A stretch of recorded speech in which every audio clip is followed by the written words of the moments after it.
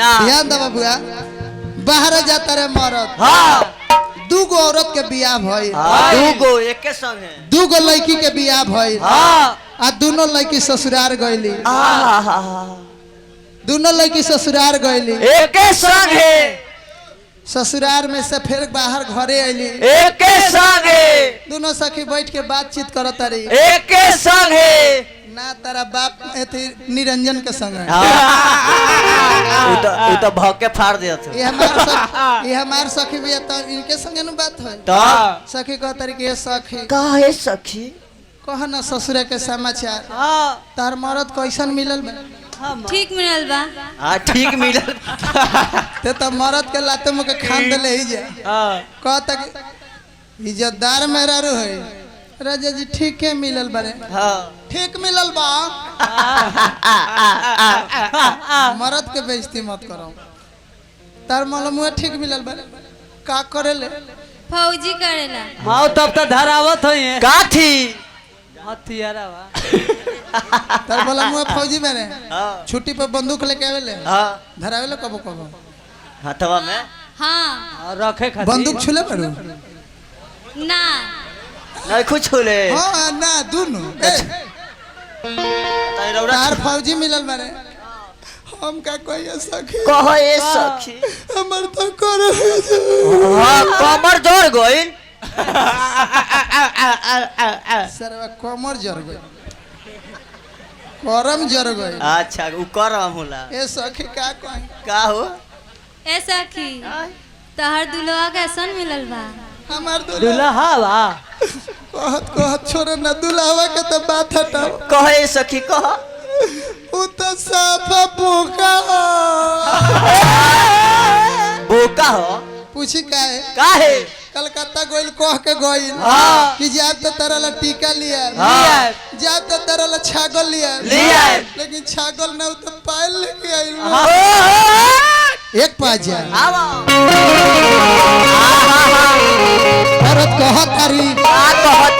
जहाँ गौले बरा ओकरा आगे से जवाब देखी हो ये मरद बाहरा से आयल बरे करार क के गइले हाँ। कि तरह के आब तो टीका लिया छागल लिया हाँ लेकिन लेके अइले ना का? तो औरत कहत तारी का कहतारी अरे कि हम मंगनी जीरवा हमर अरे सैया लैले मरीचिया अरे मार दी हनी चटका नवा के मार अरे मार दी हनी अरे कह तरीका सपना में रहेला अरे कि हम मंगनी जीरवा सैया लैले मरीचिया मार दी हनी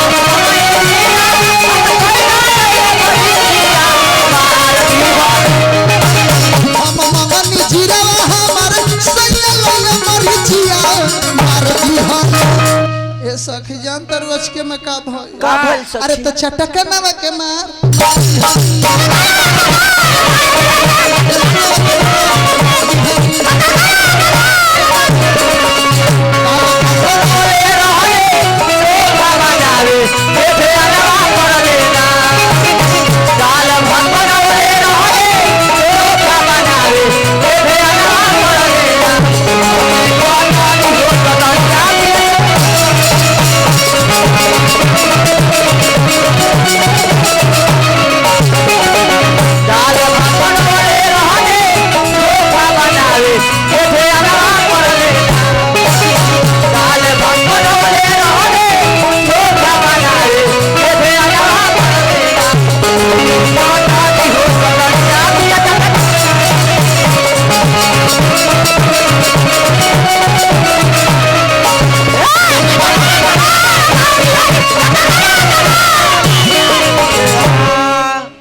भाई के मतलब होला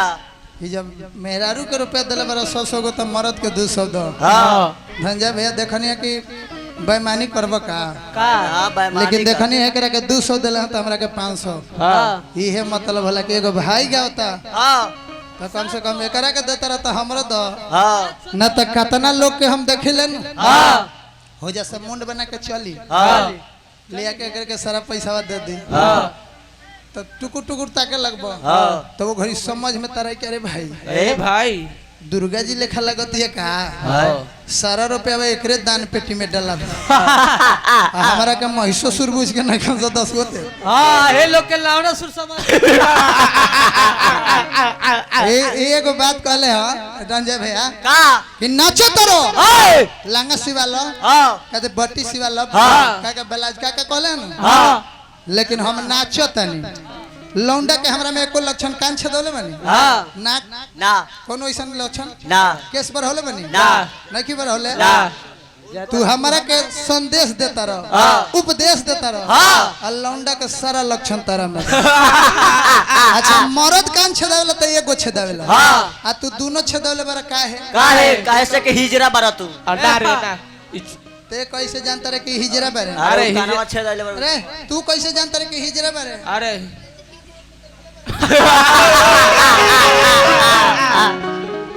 देखो हम बोलीला कि है 4 गो लोग सुनल तू सुनला हो गई हां आ तू है ने जाके इशारा करता रह आय तो हमार गांव जो है ऐसे इशारा करता रह न आय कहियो तोरा घरे जाके हम हेंगो हेंगो कह देब तब फिर है अर्जुनवा लेखा एगो आरू साफ होई सन तने बूझ बात होय कहता के व्यास ए हम ओकर लइका नहीं खी ना नहीं कहनु तू ना हुआ कि ना हुआ तू ही बोल माइक में बोल भाई तू उनका लइका के दूसरा के बनू भतीजा लगेला गांव जवार के लइका हां अच्छा ज्यादा गांव जवार भर के लइका बरा तो हमरो लइके नु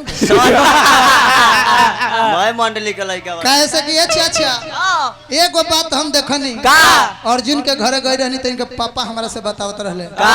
कि जानता रह जे घरी अर्जुनवा भइल नु हां तो मौगी के कहनी कि ऑपरेशन कराओ हाँ। तो ना करौली ना तो हम ही खीस में जाके ऑपरेशन करा ले हनी करा ले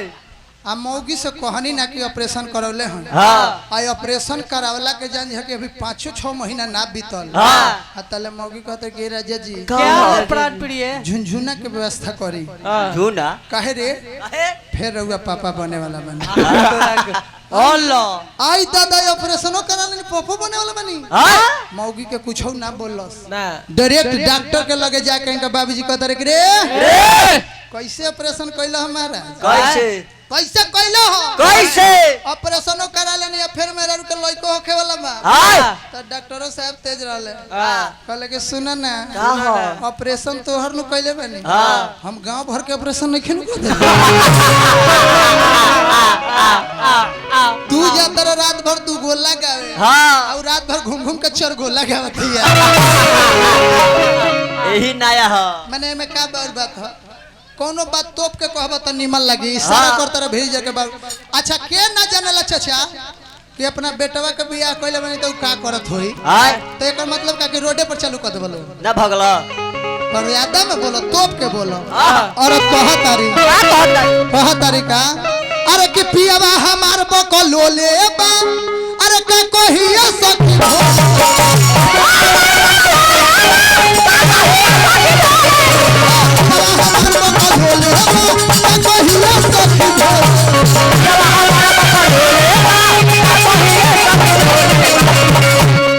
गनो छे रहिया लोग हमनी के गावे वाला ब्यास में सब हे पर से काट देबो त नहीं अतई पियर नहीं बढ़तई अरे कि लावे बाजार से अलुई तो अरे कोहे ले आइला हो अरे बाजार से अलुई तो कोहे ले आइला हो बाजार से अलुई तो कोहे ले आइला हो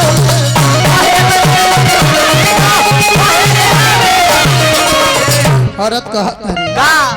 अरे हम मंगनी छागल हमर सैया लइले पयलवा मार दिहन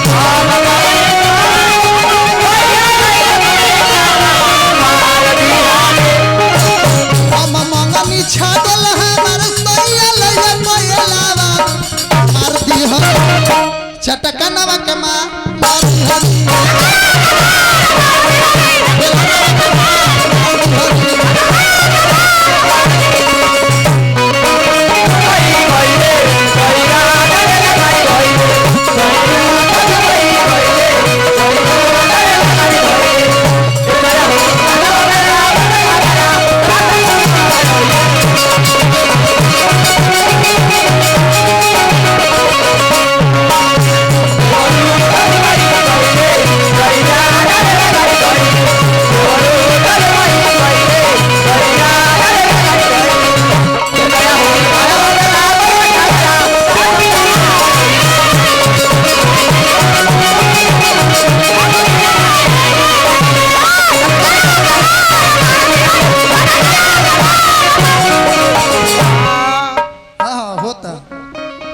एगो और बात नचनिया के भगा दिल का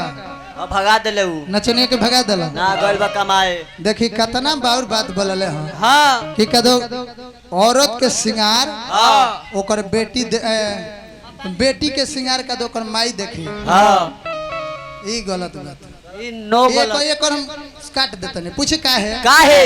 एगो औरत के श्रृंगार ओकर मर्द देखी हाँ कैसे कि हम अपने आप के माने अनुभव कइले बनी पंडियो जी शादी में सिखावेले हाँ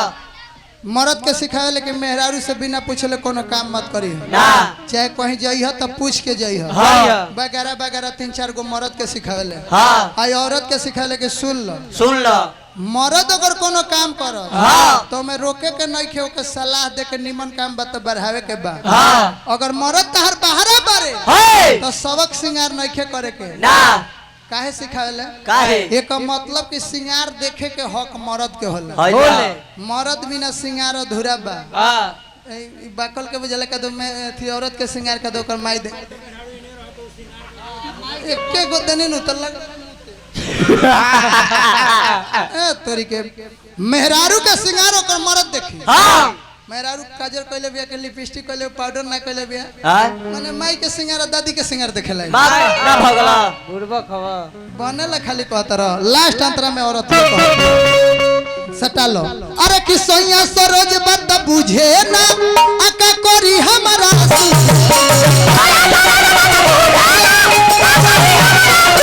सरोज बात बुझे ना आका करी हमारा